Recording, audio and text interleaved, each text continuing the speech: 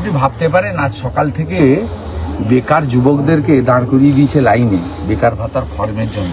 এটা অনলাইনে করা যেত না? একদম আপনি বলুন, এটা পাবেও না। এর আগে 2013 সালে 17 লক্ষ ফর্ম ফিল আপ করেছিল, দেয়নি 17 লক্ষ যুবককে। এটা ভোটের আগে এসব করছি, সবাই জানে, পাবে না কেউ। তুই অনলাইনে করে দিতে পারতিস। আপনি বলুন তো, সোনাচূড়ার একটা যুবক, সে নন্দীগ্রাম বিডিও অফিসে আসতে গেলে 100 টাকা খরচ আছে তার, ট্রেকারে 30-60 টাকা খরচ আছে, টোটোতে গেলে 50-100 টাকা খরচ আছে। সে সকালবেলা 8টা থেকে লাইন দিয়েছে, বাড়ি থেকে না খেয়ে এসছে। অত সকালে গ্রামে কারোর বাড়িতে খাওয়ার হয় না, তাকে বাড়ি ফিরতে হচ্ছে 6টার সময়। তার না হয়েছে খাওয়া, বা হোটেলে যদি গেছে 80 টাকার কম মিল পাওয়া যায় না। আপনি বলুন, 200 টাকা করে গড়ে পশ্চিমবাংলার যুবকদের কাছ থেকে খরচ করিয়ে দিলি, লাইনে দাঁড় করিয়ে, লম্বা লম্বা লাইন। এটা অনলাইনে করা যেত না? সবার হাতে ফোন আছে, মোবাইল ফোন, তাতে সে অনলাইন করে। এখন কোনটা অফলাইনে হয়? সব অনলাইনে হচ্ছে। এই মুখ্যমন্ত্রীর টেন্ডেন্সিটা হচ্ছে যেভাবেই হোক মিথ্যাচার করো, ক্ষমতা দখল করো। ইনিই বলেছিলেন 2021-এ ভালো পায়ে প্লাস্টার জড়িয়ে ডবল চাকরি দেবো। এইখানে বলে গেছিল নন্দীগ্রামে, পায়ে ব্যান্ডেজ জড়িয়ে ভালো পায়ে। 26-এ আপনাকে সিএম চাই।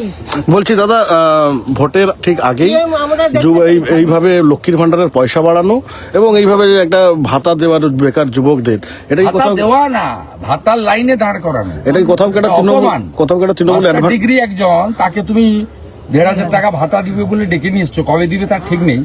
আমি তো দাবি করছি, এর আগে 17 লক্ষ যে বেকার যুবকের কাছ থেকে ফর্ম নিয়েছিল যুবক যুবতী, তার তালিকা প্রকাশ করো, তার কেজি দরে বিক্রি করলে কিনা সেই ফর্মগুলো করো। এবং শুনে আমি একটু আগে শুনে এলাম, রিসিপ্ট কপি দিচ্ছে না। এইগুলো কি কেজি দরে বিক্রি করবে নি দাঁড়ি পাল্লাতে? দাদা, কোথাও কি একটা তৃণমূল অ্যাডভান্টেজ পাবে বলে মনে হচ্ছে? এই যে ও সব লোক নয়, হিন্দু যদি বাঁচতে চাও বিভেদ গুলো এক হও। ঘাড়ের কাছে এসে গেছে জামাত, মানুষ বিজেপিকে আনবে, মহিলারা 3000 টাকা পাবে, বাড়ি করার জন্য যে টাকা দেওয়ার দরকার দেব, হাতে কাজ, পেটে ভাত, মাথায় ছাদ। বিজেপির অঙ্গীকার, বিজেপি মুখে বলে না, 21টা রাজ্যে করেছে। 6 মাসের মধ্যে হরিয়ানাতে 3,55,000 ভ্যাকেন্সি পূরণ করে দিয়েছে রাজ্য সরকারের। শুভ উড়িষ্যাতে 50,000 টাকা করে মহিলারা বছরে পাচ্ছে সুভদ্রা যোজনায়। এই টাকায় কিচ্ছু হয় না।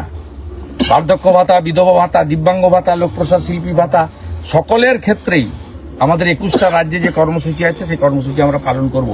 আয়ুষ্মান ভারতের কার্ড চালু করব, 5 লক্ষ টাকা পর্যন্ত গোটা ভারতে। ভেলোরে যান, কটকে যান, মুম্বাইতে যান, চিকিৎসার সুযোগ পাবেন। বলছি দাদা, বাসস্থান সার্টিফিকেটের ক্ষেত্রে এবারে কড়া কমিশন, 90% ডেসিমেল সার্টিফিকেটেই পাওয়ার যোগ্য নয়। ডেসিমেল না ডোমাসাইল? ডোমাসাইল।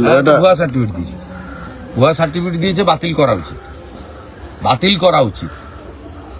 করা উচিত। ওরা যা যা করেছে ডিএমরা জেনে গেছে। ইলেকশন কমিশনের উচিত ইমিডিয়েটলি বেশ কয়েকটা ডিএমকে সাসপেন্ড করে দেওয়া এবং এফআইআর করা যায়।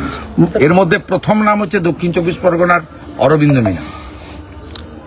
বলছি দাদা, তমলুকের একজন ব্যবসায়ী, তিনি হাইকোর্টের দ্বারস্থ হয়েছেন। তিনি যেটা দাবি যে তাকে তৃণমূলের, হ্যাঁ, তাকে মদত দিয়ে, মানে তৃণমূল থাকবে, সিন্ডিকেট থাকবে না, কাটমানি থাকবে না, রাহাজানি থাকবে না, তাহলে সুফিয়ানের জাহাজ বাড়ি হবে কি করে? শাহাবুদ্দিনের 4 তলা বাড়ি হবে কি করে?